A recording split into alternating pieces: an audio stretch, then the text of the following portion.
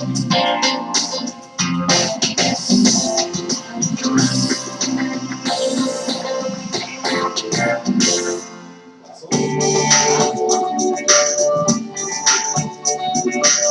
its first Red Lobster in 1968, Darden Restaurants has grown the chain to over 650 locations in the United States and Canada, with more than $2 billion in U.S. sales annually. The casual dining market may be crowded with competitors such as Chili's, Applebee's, TGI Fridays, and Outback, not to mention the company's own Olive Garden concept. But Darden's success means managers think there is still plenty of room to grow.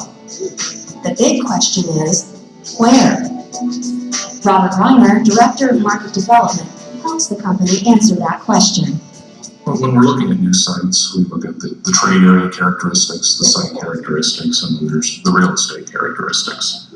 In market development, we focus primarily on the trade area and the site characteristics, and less so on the real estate issues. Those are handled by the real estate directors out in the field. With the trade area characteristics, we're looking at the demographics, which is the income, the number of people, the racial composition, and that's within what we've defined as the trade area boundary for the particular site. For site characteristics, we're looking at things like parking, ingress, egress, visibility, signage, issues that we've found through research to positively or negatively impact the performance of our restaurants. The trade area analysis also includes consideration of hundreds of variables such as average customer age, competition, population density, nearby hotels, freeways, and buying behavior, to name a few. Technology has had a significant effect on how long the analysis takes. Historically, it was something that took a fair amount of time to do. You would define a trade area, have to input the information into the system, run the reports, run the maps, look at the output, make edits to the output, rerun it, get the reports back again to decide, if this trade area makes sense in the context of what you know about your existing locations. Today, with the new technology we're using,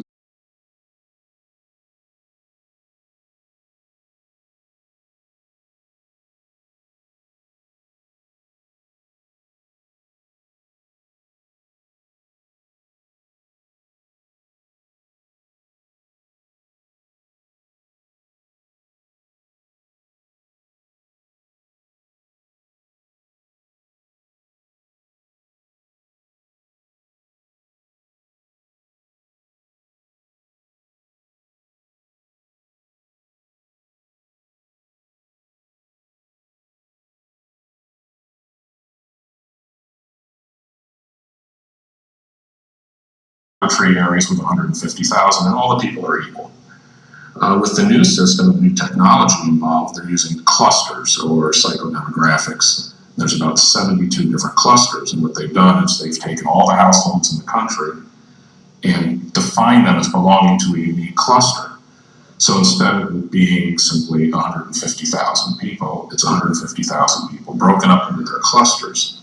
What's unique about clusters is it focuses on the income, the consumer behavior of the household, geographically where they're located, so you find clusters concentrated in the south that don't exist up to the north, or east versus west. So it's a lot more granular way of looking at who's in the trade area and analyzing how they affect our performance. Say a given cluster represents 2% of sales for all of our trade areas, but it represents 1.5% of the population in our trade areas. So they're generating more sales than they represent in terms of raw population.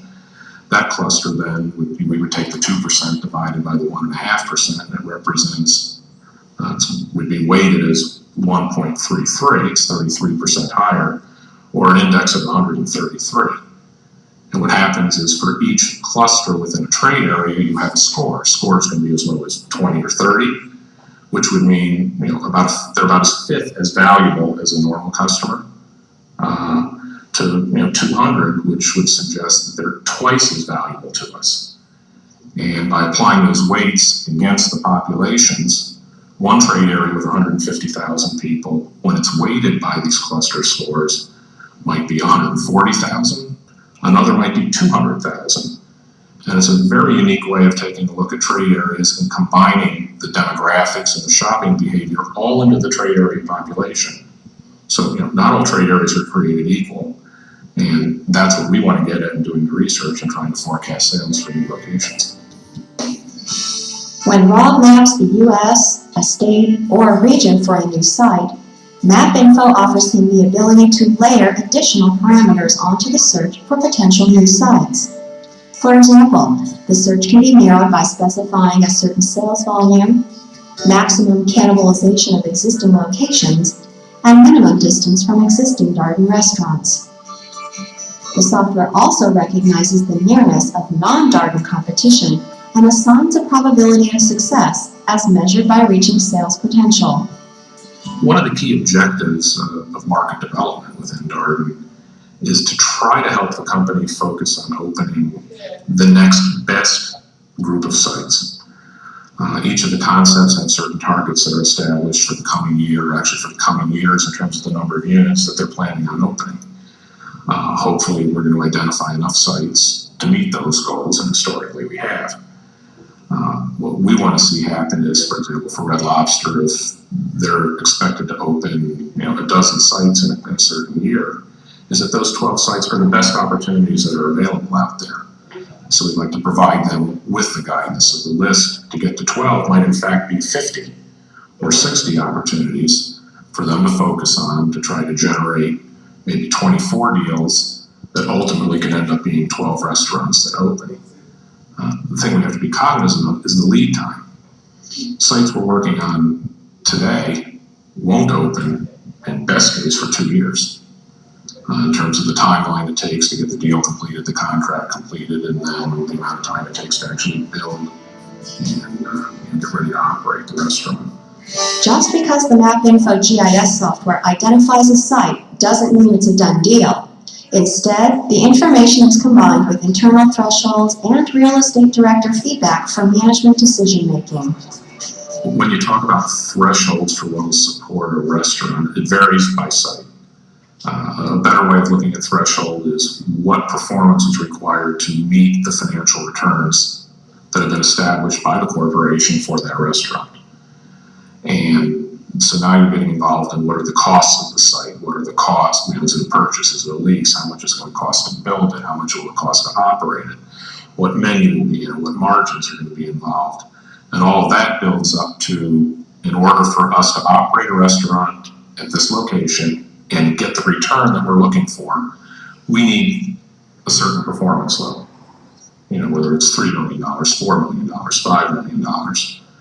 The piece that we provide out of market development is totally independent of where that number is coming from, is the sales forecast or guest count projection.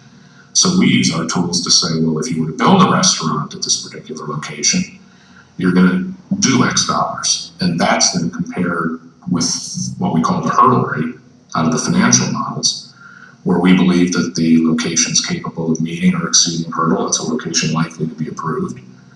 When it's below hurdle, it's less likely, though it still might be for strategic reasons. And if it's well below hurdle, typically it's not even presented for approval by senior management. The mid-management is basically set that site aside as one that doesn't make sense. Graphical information systems such as MapInfo are the wave of the future. Almost every retail chain now employs a GIS.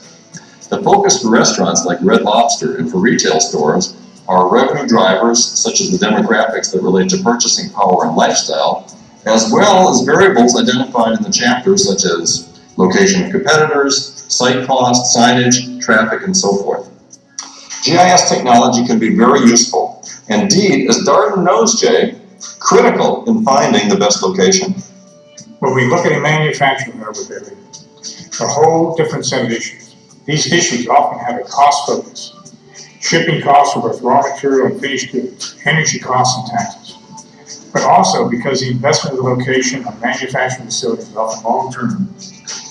Other issues such as union versus non-union and quality of government are particularly relevant.